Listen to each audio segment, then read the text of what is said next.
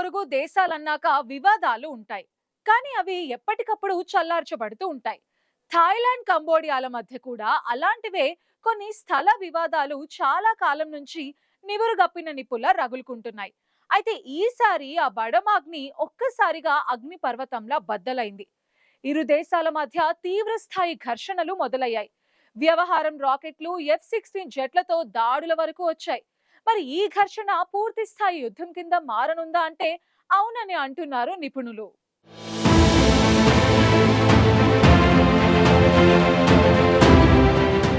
ఒకవైపు మధ్య ఆసియాలో జరుగుతున్న రెండు యుద్ధాలలో వేలాది మంది ప్రాణాలు గాలిలో కలిసిపోతుండగా ఇప్పుడు ఆగ్నేయాసియాలోనూ మరో కొత్త యుద్ధానికి తెరలేపింది. అయితే ఇప్పటికీ దీనిని యుద్ధం అని అనకున్నా జరుగుతున్న ఘర్షణల తీవ్రత చూస్తే పూర్తిస్థాయి యుద్ధంగా మారేందుకు పెద్దగా సమయం పట్టకపోవచ్చని అంటున్నారు నిపుణులు. అవును, థాయ్ కాంబోడియా ఘర్షణలు అదుపు తప్పుతున్నాయి.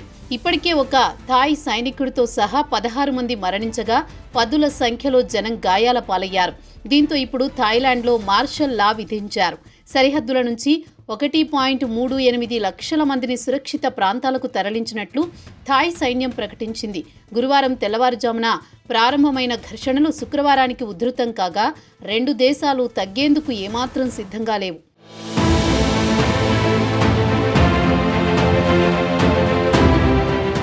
ఇరు దేశాలు తమ దేశంలోని రాయబారులను పరస్పరం బహిష్కరించాయి. కాంబోడియా సరిహద్దులో 8 జిల్లాల్లో ఎమర్జెన్సీ విధించిన థాయిలాండ్ ప్రభావిత ప్రాంతాల్లో మార్షల్ లా కూడా విధించింది. సంక్షోభంపై చర్చించేందుకు ఐక్యరాజ్యసమితి భద్రతా మండలి అత్యవసర సమావేశానికి పిలుపునిచ్చింది. అమెరికా, చైనా, ఆసియన్ ప్రస్తుత అధ్యక్షురాలు మలేషియాతో సహా అంతర్జాతీయ జోక్యానికి థాయిలాండ్ నో చెప్పింది. అయితే రెండు దేశాలతో సయోధ్య కలిగిన చైనా ఈ గొడవలోకి తల దూరుస్తుందా అన్న అనుమానాలు కలుగుతున్నాయి. పరిశీలించి చూస్తే కాంబోడియా కన్నా థాయిలాండ్ అన్ని రకాల బలమైన దేశం. కాంబోడియా దగ్గర యుద్ధ విమానాలు కూడా లేవు. అదే సమయంలో థాయిలాండ్ దగ్గర ఫైటర్ జెట్లు పుష్కలంగా ఉన్నాయి. ఇప్పుడు ఈ రెండు దేశాలతోనూ పొరుగు దేశమైన చైనాకు మంచి సంబంధాలే ఉన్నాయి.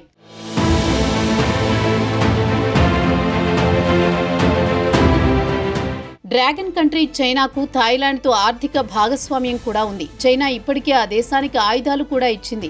భవిష్యత్తులో కూడా చైనా థాయిలాండ్కే సహాయం చేస్తుందని అంచనా.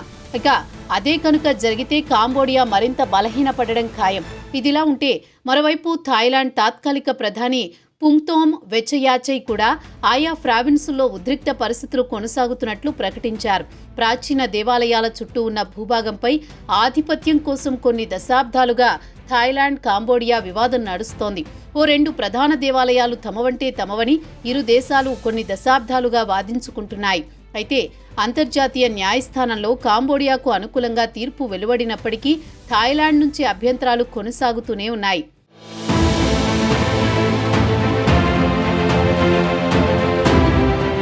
తాజా ఘర్షణలకు ఎవరు బాధ్యత వహించాలన్న విషయంపైన కూడా ఇరు దేశాలు పరస్పరం నిందలు వేసుకుంటున్నాయి. థాయిలాండ్కు చెందిన సురిన్ ప్రావిన్స్లోని సరిహద్దు వెంబడి ఉన్న ప్రాచీన ముయన్ థోమ్ ఆలయం సమీపంలో గురువారం ఉదయం మొదట ఘర్షణలు జరిగాయి. తమ సరిహద్దు వైపు రావద్దని కాంబోడియా సైనికులకు చెప్పినప్పటికీ వారు థాయ్ సైనిక పోస్టుపై ముందుగా కాల్పులు జరిపారని థాయ్ సైన్యం వివరించింది. అయితే కాంబోడియా రక్షణ శాఖ ఈ వాదనను ఖండించింది. ఎటువంటి కవ్వింపు చర్యలు లేకుండా తమ సైన్యంపై కాల్పులు ప్రారంభించిన థాయ్ సైన్యానికి గట్టిగా సమాధానమిచ్చినట్టు తెలిపింది. అయితే సరిహద్దుల వద్ద డ్రోన్ను ప్రయోగించడంతో పాటు 6 కాంబోడియా సైనికులు తమ సైనికుల వైపు దూసుకొచ్చారని, తాము హెచ్చరించినా వినలేదని థాయ్ సైన్యం వెల్లడించింది. వారు కాల్పులకు దిగారని తెలిపింది.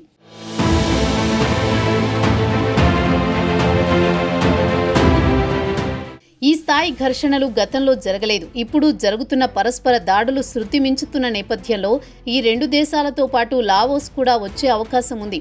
ఇప్పటి వరకైతే లావోస్ ఈ విషయంలో పెదవి విప్పడం లేదు. కానీ ఈ మూడు దేశాల మధ్య త్రిభుజాకారంలో ఉండే భూమి గురించి సీక్రెట్ వార్ ఎన్నాళ్లుగానో జరుగుతోంది. ఎందుకంటే ఆ ప్రాంతంలో రిచ్ మినరల్స్ ఉన్నాయి. పైగా అక్కడ కొకైన్, పాపీ ఉత్పత్తి జరుగుతోంది.